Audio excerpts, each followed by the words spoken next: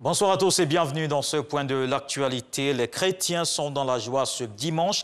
Ils célèbrent la résurrection de Jésus. La fête de Pâques également célébrée à la paroisse Saint-Albert-le-Grand de Cocody. Les fidèles se sont rassemblés pour manifester leur foi chrétienne. Toutes les églises pleines ce dimanche dans le respect des mesures barrières.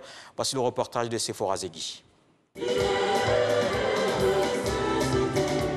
Le Christ est ressuscité, il est vraiment ressuscité. Ces mots étaient sur les lèvres des chrétiens réunis ce dimanche matin à l'église catholique Saint-Albert-le-Grand de Cocody.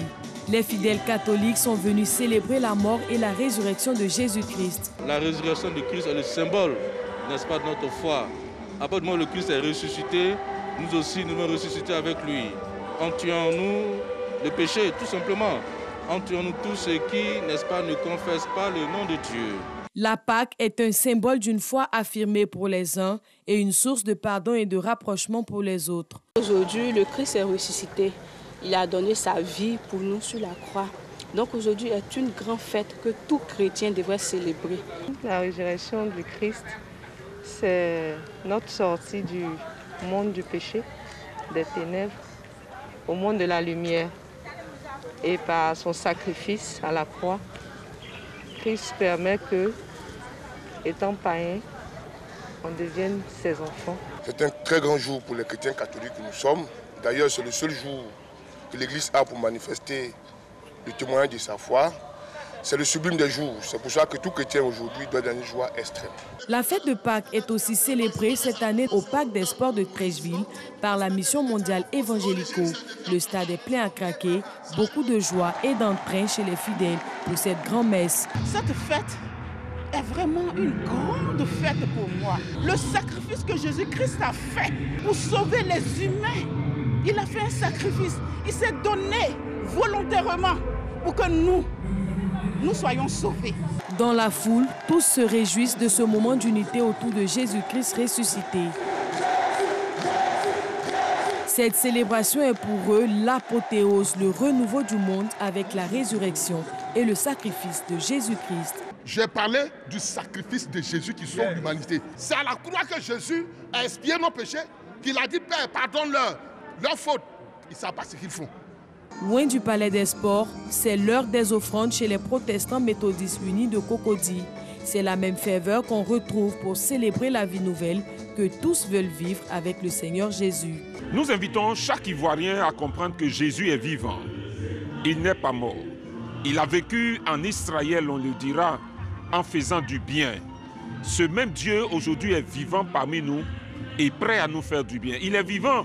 Et donc nous pouvons avoir l'assurance en nous confiant entre ses bras, ce que nous appelons les bras paternels.